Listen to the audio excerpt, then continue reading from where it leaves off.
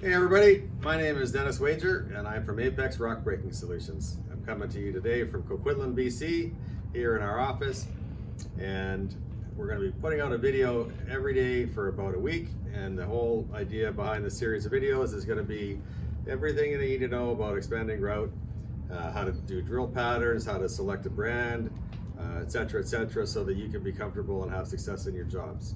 Before we get into that, I'm going to just introduce myself. Like I said, my name is Dennis Wager, and I was born and raised here in Vancouver. I had a demolition company most of my life. We did a lot of excavation and demolition, demolished a lot of concrete buildings, multi-story buildings, and bank vaults, things like that.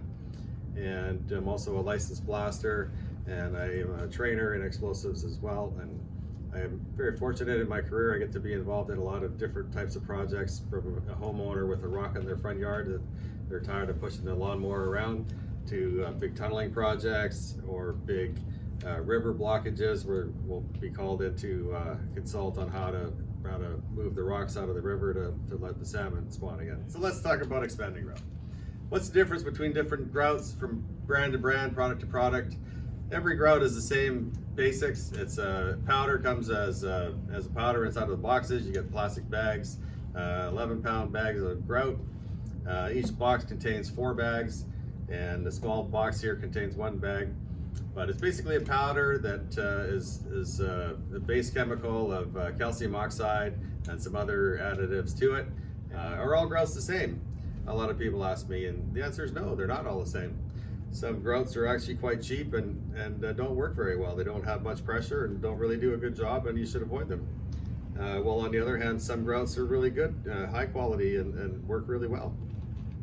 So really what you want to know is maybe just check reviews and just see how it works, or try a box. But the difference really is the pressure that the grout causes in the hole. So that's really where it kind of gets down to where the rubber meets the road is, what's the grout going to do for me? How much do I have to drill? What's the diameter of a hole? What's the hole spacing between the holes? What do I have to drill? And how much grout do I have to buy? And is it going to work for me? So our grouts that we make are Next Pro and Quick Crack, and over here is Black Gold. The Quick Crack is a good high quality grout, similar to the rest of the good grouts on the market. You drill an 1.5-inch diameter hole, a foot apart, like a grid pattern, mix it, pour it, and it breaks the rock or concrete. All the grouts come in 3 temperature ranges: type 1 for the hot weather, type 2 for the average temperature weather, and type 3 for the cold weather. It actually really goes on the temperature of the rock, but you can go just for a rough idea on the ambient temperature. So a simple explanation of how grout works is you pour the bag of grout into a bucket, the powder, and then you add water to it. The water hydrates it, and as it's hydrated, it goes through its expanding process and causes pressure in the rock and cracks it. So basically, as I was saying, it comes to the hole pattern and the diameter of drill. A lot of people come to me and say, you know, gee, I only have an 1-inch diameter bit, will that work?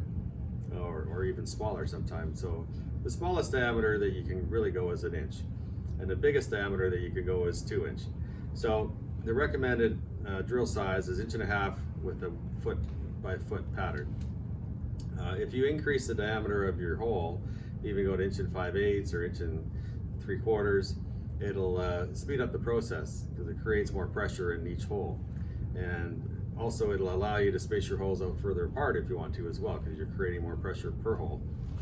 So Quick Crack is on that level there, the high quality level with the, say, 1.5 inch hole by foot pattern.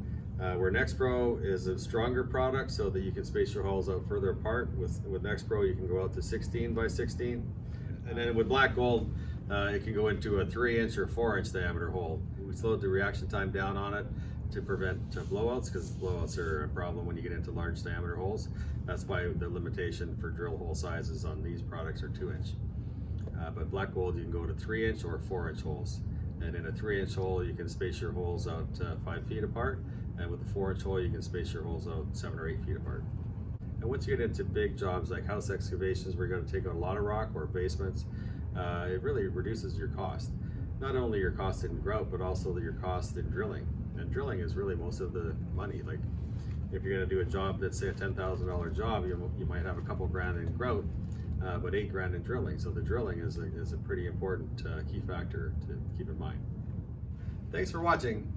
We're going to do a video every day this week. We're going to go into detail about drill patterns, spacing, burden, hole size, etc. Get you familiar with all of that, how it all works, and how to use that to your advantage.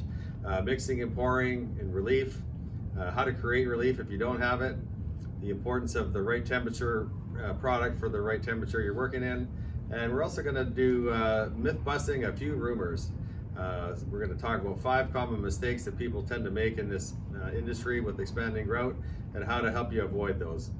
So tune in tomorrow as we discuss planning. Planning is our next session coming up, so look forward to seeing you tomorrow. Cheers.